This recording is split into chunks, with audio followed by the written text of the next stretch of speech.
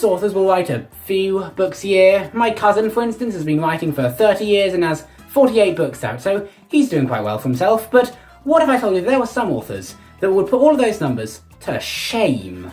Because they can write dozens, even hundreds of books a year. In this video, we'll be going over the single most prolific authors in human history and telling you exactly how many books they wrote.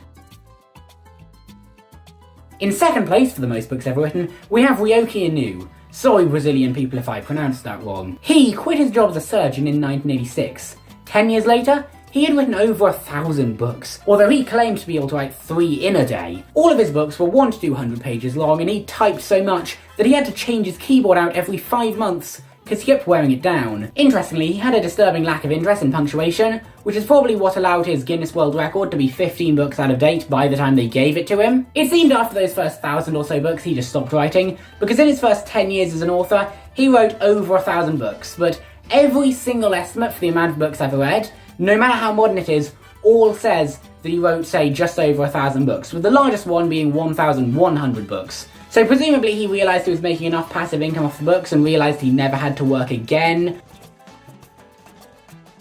And finally, at number 1, we have the mother of all authors, the typist to end all typists. The one, the only, Maria Lopez, known publicly as Corinne Tellado. She supposedly wrote more than 4,000 books over her 63-year career, which, according to my maths, is 63 books a year. Just to illustrate how fast you could write, a company commissioned her to write one 76-page book a week for 27 years, which adds up to 1,400 books. Wikipedia lists many of the books that she did write. I'm not going to count them all, but according to my maths, I would estimate that this list includes about 1,200 books.